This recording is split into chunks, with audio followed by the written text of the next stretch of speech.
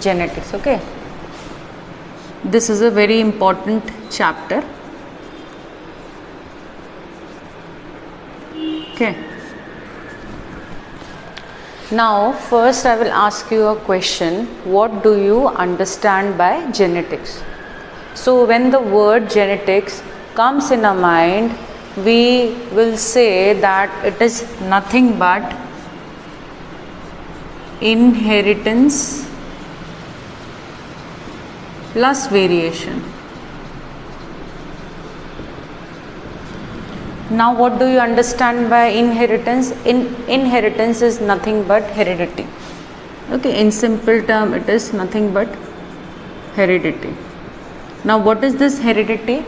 The characteristics you are having which are similar to your parents, the characteristics which your parents are having which is similar to your grandparents. Okay, so the characters, there are some characters which are coming generation after generation, and that is heredity, and the gaining of these characters from the previous generation is nothing but inheritance. Okay, you have inherited property, that is the property which you are having from your grandparents or parents. Okay, so inheritance is nothing but gaining certain specific characters or certain characters which are also there in your parents. Okay, now what do you understand by variation?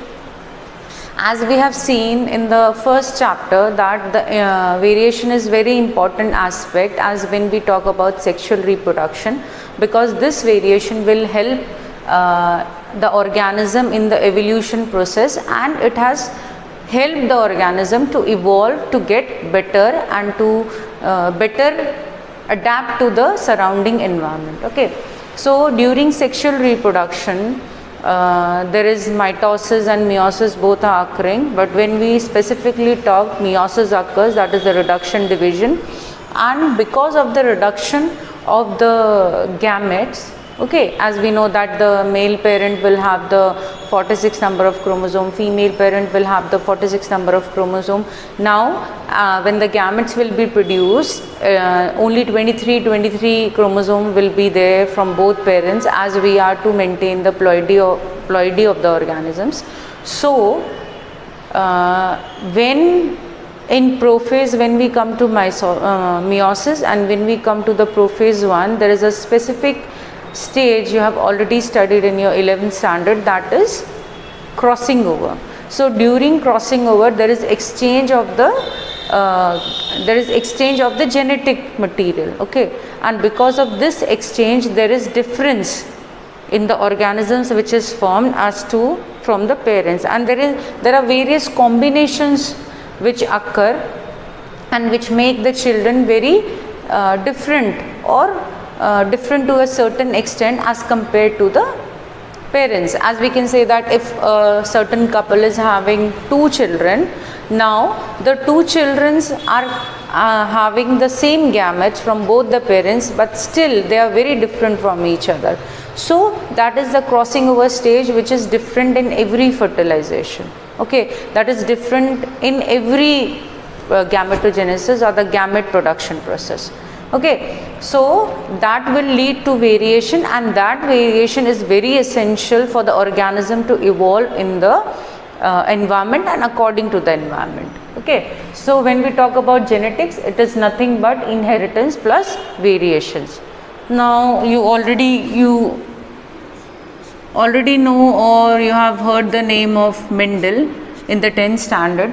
So father of genetics,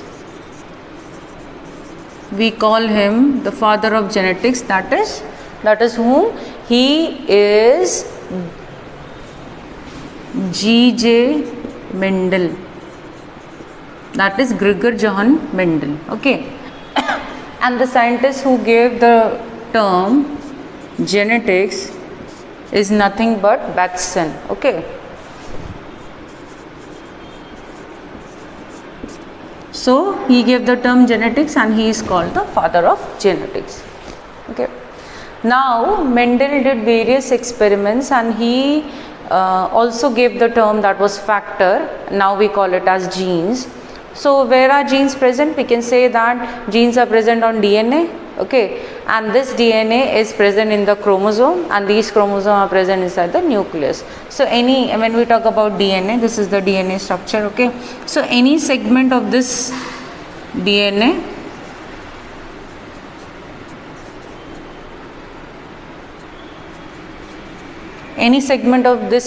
which codes for a protein, in lame language which codes for a protein, is nothing but a gene, okay. So he did all the experiments and he gave some certain laws like law of dominance, law of segregation and law of independent assortment, which were very important in genetics. He also used mathematics to express his views, okay. Now he did all his experiments on the pea plant, okay, that is Pisum sativum, okay. Now this is written in binomial nomenclature, that is Pisum sativum. He chose only pea plant for his experiment. Why? Because there can be a question as to why he used only this pea plant for his experiments. He used this pea plant because it was having a large set of contrasting characters, okay. It was having alternating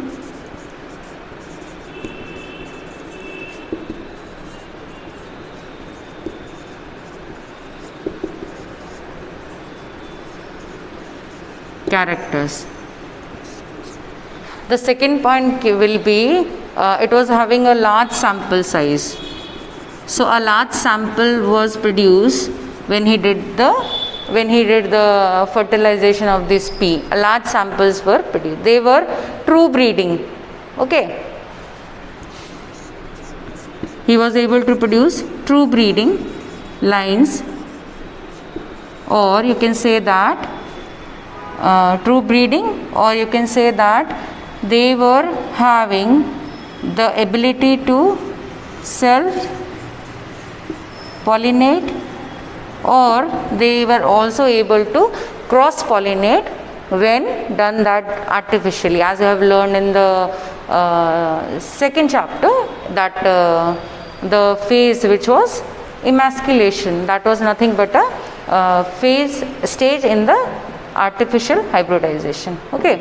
So these were the characteristics in the pea plant he chose for his experiments. As they were having a lot of alternating contrasting characters, you can also call them as trait.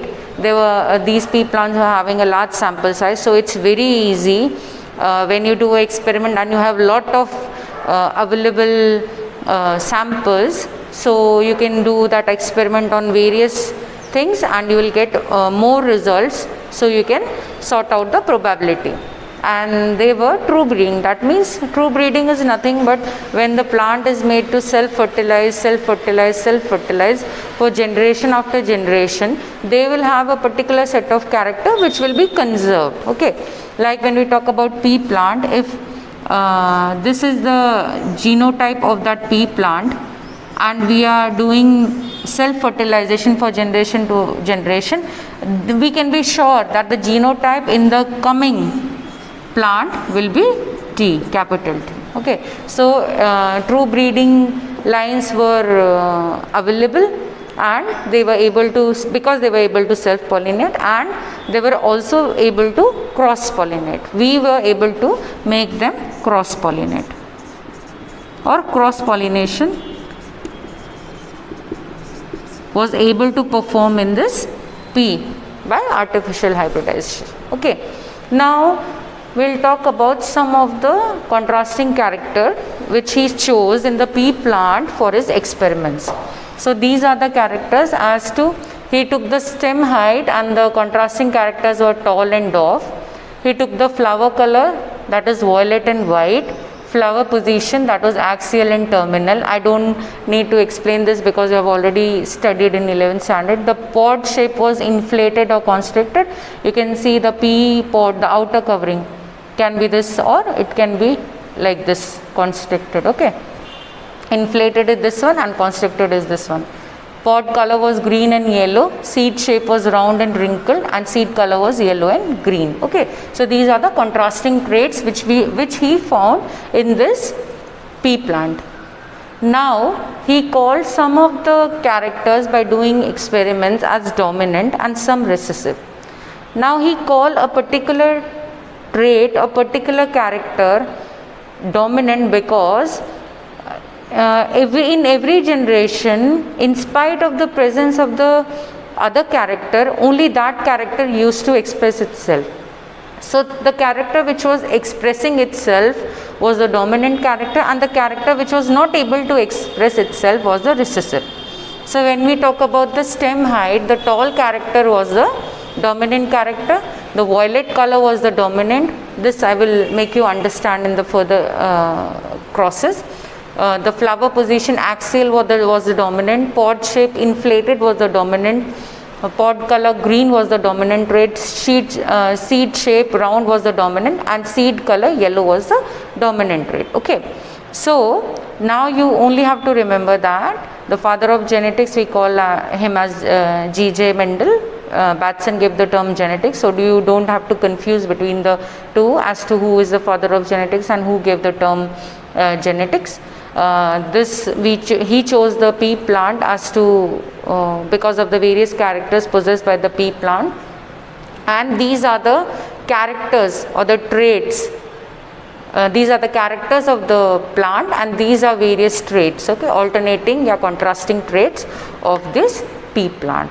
Okay, now in next class we will see the first cross he did, that is the monohybrid cross.